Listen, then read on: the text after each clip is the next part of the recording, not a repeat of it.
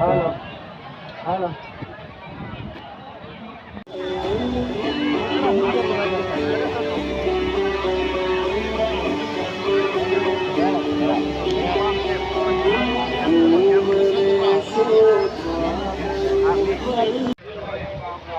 Photo પાડતા મને કાંઈ વાંધો નહીં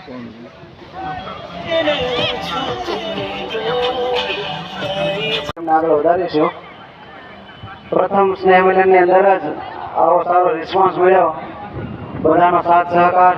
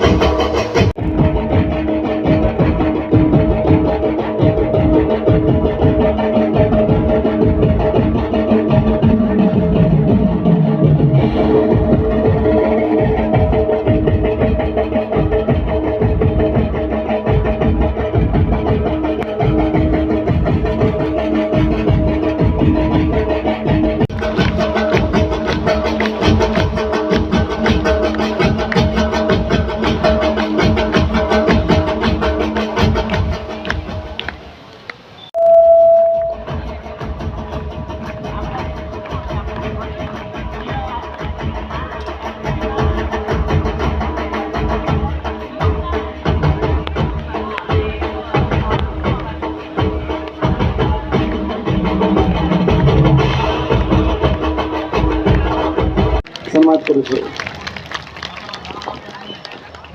પાછળ જે ભાઈઓ ઉભા છે સન્માન પણ ઘનશ્યામભાઈ વસોયા કરે છે. તાળીઓથી વધાવજો.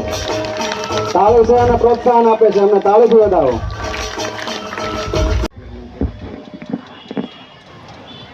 આજનું સમગ્ર જે આયોજન થયું છે એના વિશે એક વાત કહેવા માંગુ છું.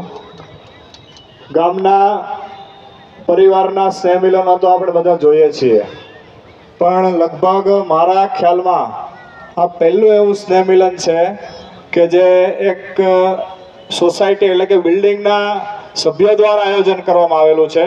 સુમન સહકાર બિલ્ડિંગના જેટલા પણ સભ્યો છે એ બધાને હું ખૂબ ખૂબ અભિનંદન આપું છું કે આપની બિલ્ડિંગમાં આવો વિચાર કરવાવાળા લોકો છે. એકવાર જોરદાર આપણે તાળીઓથી એમના વિચારને વધાવીએ, કેમ કે ઘણા બધા સભ્યો કમિટીમાં જોડાણા છે અને આ સમગ્ર આયોજન થયું છે એ બધાને સ્ટેજ પર બોલાવી અને એમનું સન્માન કરવા માંગુ છું. તો હું સમૂહમાં સન્માન કરીશ જેથી સમય વધારે બગડે નહીં. હું અહીંયાથી જેટલાના નામ બોલું કમિટી મેમ્બરના એ દરેક ઝડપથી સ્ટેજ પર આવી અને અહીંયા આગળ પોતાનું સ્થાન લેશે. બિલ્ડિંગ એથી સ્ટાર્ટ કરીએ. બિલ્ડિંગ એમાં રમેશભાઈ સાંગાણી, ઘનશ્યામભાઈ વસોયા, કિશોરભાઈ સાવલિયા, વિપુલભાઈ ઇટાલિયા, બાબુભાઈ દેસાઈ ઝડપથી સ્ટેજ પર આવશે. ત્યારબાદ બી બિલ્ડિંગમાં મુનાભાઈ વઘાસિયા, રસિકભાઈ કાકડિયા, સુરેશભાઈ વેકરિયા, પ્રમોદભાઈ મારકણા, દલસુખભાઈ કાકડિયા. ત્યારબાદ સી બિલ્ડિંગ રાજુભાઈ ખૂટ, કિશોરભાઈ પાનેલિયા, મનસુખભાઈ ખૂટ, સંજયભાઈ રાદડિયા, રમેશભાઈ વિરાણી. ત્યારબાદ ડી બિલ્ડિંગમાંથી મેમ્બરને આપણે વધાવીશું અને એમનું સન્માન કરીશું, એમને પ્રોત્સાહિત કરીશું. ચંદુભાઈ ચાંગાણી પણ આવી જાય ડી બિલ્ડિંગ વાળી. જેટલા પણ કમિટી મેમ્બર બિલ્ડિંગ વાઇઝ 5-5 આપણે નિમેલા છે એ દરેક સ્ટેજ પર આગળ પોતાનું સ્થાન લેશે. એક હરોળમાં ઊભા રહી જશે, આગળની લાઈનમાં જ ઊભા રહેશે. પોતાનું સ્થાન સ્ટેજ પર લેશો. ચાલો આવી જાઓ. Welcome welcome.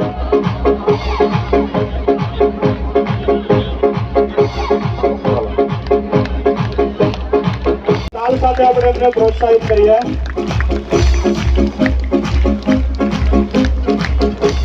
ધરમસિંહ દાદા આમના માટે એક દોહો પણ બોલવા માંગે છે. વિનંતી કરે ધરમસિંહ દાદાને. કોણ રે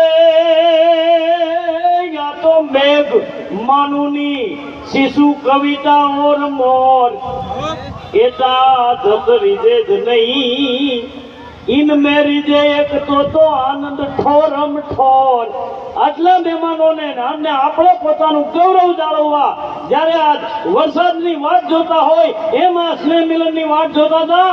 અને આ સ્નેહ મિલન ગુજરાતમાં લેવલે એટલા માટે આવશે કે આપણે સુમન સહકાર આવા એપાર્ટમેન્ટમાં આવું ગૌરવંતું પહેલું આ સ્નેહ મિલન એને તાળીઓથી વધાવીએ. એટલે મેં કીધું છે કે મેઘ મહેમાન શિશુ કવિતા કૃષ્ણ ઓર મોર એતા જત રીજે નહીં ઇનમે રીજે એક તો આનંદ ઠોરમ ઠોર. આ બધા આનંદની વાત. ખૂબ ખૂબ આભાર ધરમસિંહ દાદાનો. અને હજી એકવાર બધા મારી સાથે આવી રીતે મુઠ્ઠી આમ રાખશે નીચે.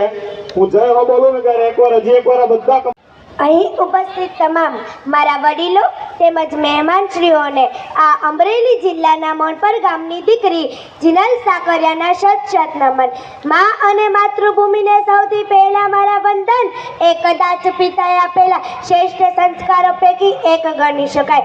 તો હું તમને આજે પિતા વિશે કંઈક કહેવા માંગુ છું. આપણે સૌ જાણીએ જ છીએ કે દરેક કવિઓ તેમજ લેખકોએ મા અને તેની માતૃત્વની રૂપમાં આપી છે, પરંતુ આજ સુધી ક્યારેય પણ પિતા વિશે રૂપમાં આપવામાં આવી નથી કે તેના વિશે લેખ પણ લખવામાં આવ્યા નથી.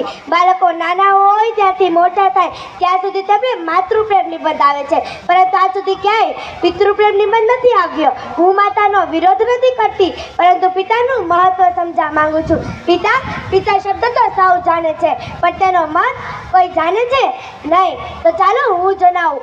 પિતા જેમ કે એક મકાનને ટકાવી રાખવા માટે મજબૂત પાયાની જરૂર પડે છે, કેવી રીતે એક સુંદર પરિવારને ટકાવી રાખવા માટે એક પિતાની જરૂર પડે છે. પિતાની હાજરી સૂરજ જેવી હોય છે. શું? પિતાની હાજરી સૂરજ જેવી હોય છે. સૂરજ ગરમ જરૂર થાય છે, પણ જો એ ના હોય ને તો અંધકાર છવાઈ જાય છે. એક એવી કહેવત છે કે ઘોડે ચડતો બાપ મરજે, છાના વિનતી માં ન મળતી. તમે ફક્ત તે બાળકને પૂછી તો જોજો કે જેને જેના પિતાને ગુમાવ્યા છે, જેના પિતાનો પ્રેમ મળ્યો નથી. તે બાળક પાસેથી જાણી તો જોજો કે જીવનમાં પિતાનું મૂલ્ય શું હોય છે. એક વાત છે સાહેબ, તું નાનો હતો, પાપા પગલી ભરતો હતો, ચાલતા ચાલતા પડી જતો હતો, ત્યારે મનમાં એક જ વિચાર આવતો કે પપ્પા છે ને, જ્યારે તું સ્કૂલે જતો, મૂકવા આવેલા પપ્પાને પાછું ફરીને ટાટા કહેતો, ત્યારે મનમાં એક જ વિચાર આવતો કે પપ્પા છે ને, જ્યારે તું મોટો થયો, કોલેજ જતો, મોજ મસ્તી કરતો કે મૂંઝવણ અનુભવતો, ત્યારે પણ મનમાં એક જ વિચાર આવતો કે પપ્પા છે ને, પણ તારા લગ્ન બાદ તારી પત્નીના કહેવાથી તારા પપ્પાને વૃદ્ધાશ્રમમાં મૂકતા પહેલા તને એ વિચાર કેમ ન આવ્યો કે પપ્પા છે ને. બસ અહીં ઉપસ્થિત તમામની મારી આ એક જ વિનંતી છે કે તમે તમારા માતા કે પિતાને ક્યારે વૃદ્ધાશ્રમમાં ન મૂકતા, કેમ કે એ છે ને ત્યારે જ તમે છો, એના વિના તમારું કંઈ અસ્તિત્વ જ નથી. અને છતાં પણ જો તમારે જાણવું જોઈએ ને કે પપ્પા વગર આપની ઓકાત શું હોય છે, તો એક દિવસ તમારી જ શેરીમાં તમારા પપ્પા જોડે આટો મારજો અને એક દિવસ એકલા આટો મારજો. ખબર પડી જ જશે. જે દિવસે તમે એકલા હશો ને, અરે બોલાવાની વાત તો એક સાઈડ, પણ લોકો તમારી સામું પણ નહીં જોઈએ. મા ઘરનું ગૌરવ છે ને, તો પિતા ઘરનું અસ્તિત્વ છે. મા પાસે અશ્રુની ધારા, પિતા પાસે સંયમ હોય છે. બે સમયનું ભોજન મા બનાવે છે ને, તો જીવનભરના ભોજનની વ્યવસ્થા એક પિતા કરી આપે છે. આપણે ચાલતા હોય કે ઠોકો લાગે પડી જાય ને, તો આપણા મોંમાંથી માં એમ નીકળે છે, પણ રસ્તો પાર કરતા ટ્રક પાસે આવીને અચાનક બ્રેક મારે ને, તો આપણા મોંમાંથી બાપરે એમ નીકળી જાય છે. કેમ? પિતા એક એવી વ્યક્તિ હોય છે કે જેના પડછાયામાં દીકરીઓ રાજ કરતી હોય છે. બાપ એ હસ્તી હોય છે સાહેબ કે જેના પગરખાંથી પણ પોતાની દીકરીને પ્રેમ હોય છે. મને મારા પપ્પા કરતા સાંજ વધારે ગમે છે. કેમ કે પપ્પા તો ફક્ત મારા માટે સારા રમકડા જ લાવે છે, જ્યારે સાંજ મારા પપ્પાને લઈને આવે છે. જો માં એક એવી બેંક હોય કે જ્યાં આપણે આપણા બધા જ દુઃખો જમા કરાવી શકતા હોય, તો હું કહું છું કે પિતા એક એવું ક્રેડિટ કાર્ડ છે કે જ્યાં બેલેન્સ ન હોવા છતાં પણ ખુશીઓ અઢળક મળે છે. અરે હું તો પિતા વિશે કહું તેટલું ઓછું, તેના માટે પાર્ટી પાસે શબ્દ ઘટે. પણ સમયની મર્યાદાને ધ્યાનમાં રાખીને એક છેલ્લી પંક્તિ કહીને હું મારી વાણીને વિરામ આપીશ કે થાક ઘણો હતો ચહેરા પર અનંત પરિશ્રમ કરતા જોયા છે. થાક ઘણો હતો ચહેરા પર અનંત પરિશ્રમ કરતા જોયા છે. ઊંઘ ઘણી હતી આંખમાં છતાં પણ ચિંતામાં જાગતા જોયા છે. તકલીફો ચારેય બાજુથી છવાયેલી હતી પણ એકલા હાથે રડતા જોયા છે. કોઈને તકલીફો બનાવવા નથી દીધી પણ અડધી રાતે જાગીને ખુલ્લી આંખે અમારા ભવિષ્યના સપના સજાવતા જોયા. પાય પાય ભેગી કરી અમારી ખુશી ખરીદતા જોયા છે. તે ખુશી માટે પોતાના શમલાઓને રોળતા જોયા છે. પોતાની પસંદગીને ના પસંદ કરી અમારી પસંદ અપનાવતા જોયા છે. વ્યક્તિ એક છે, વિશેષતા અનેક છે. પિતા સ્વરૂપે મેં સર્જનહારને જોયા છે. પિતા સ્વરૂપે મેં સર્જનહારને જોયા છે. અસ્તુ. જય હિન્દ, જય ભારત.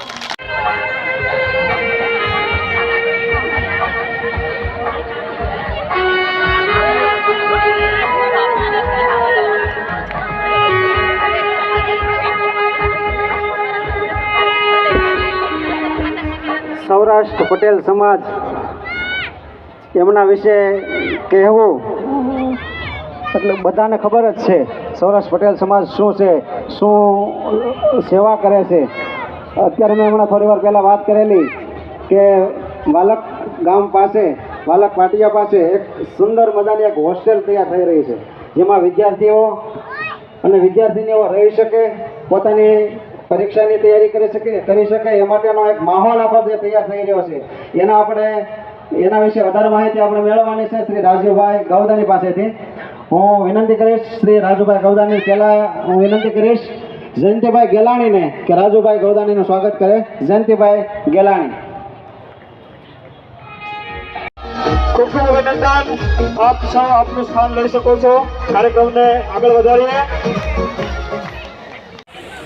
દક્ષને ઇનામ આપવા માટે ટ્રોફી આપીને એનું સન્માન કરશે સુમિતભાઈ ગોયાણીના પપ્પા રમેશભાઈ ગોયાણી.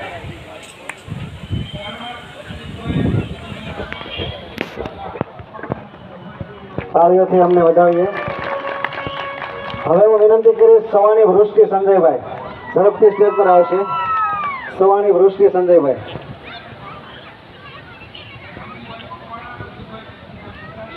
મોરડિયા.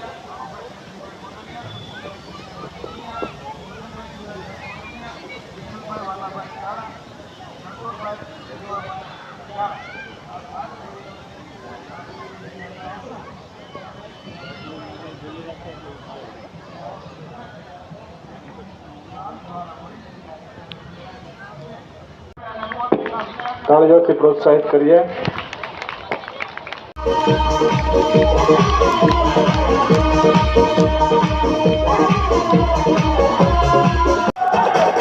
ખૂબ ખૂબ ધન્યવાદ.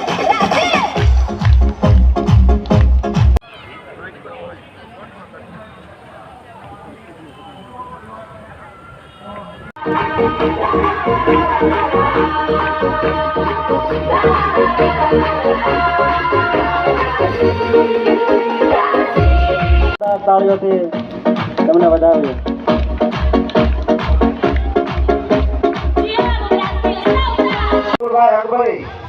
એમણે જ્યારે કીધું કે તમે સાઉન્ડ લઈને આવવાનું છે અને આપણો સમાન સહકારનો જ સ્નેહ મિલન છે, ત્યારે એમણે કીધું કે તમે જે કંઈ પણ આપો ને એ હું લઈ લઈશ. આવા એ ભાવથી આવેલા છે એટલે આ તબક્કે એમનો પણ ખૂબ ખૂબ આભાર.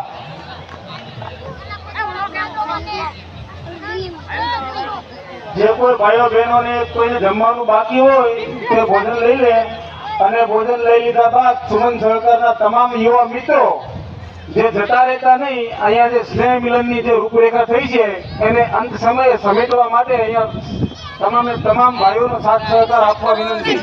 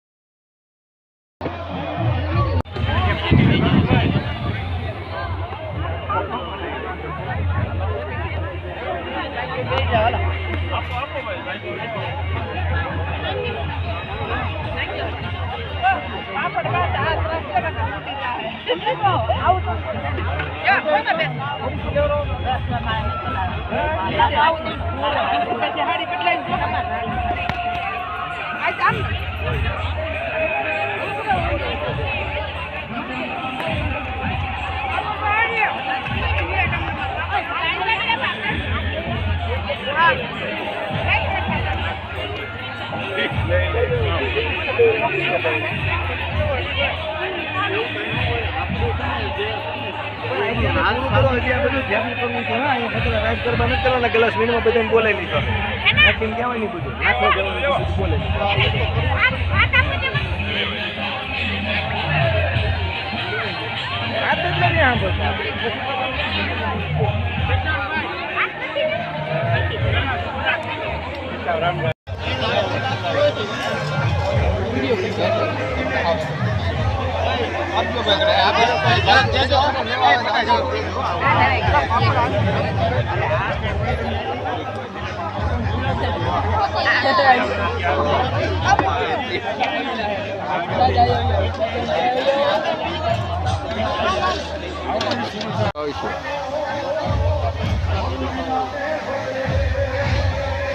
નંબર લખ્યા એટલે અલગ ગ્રુપ જ અલગ થઈ જાય.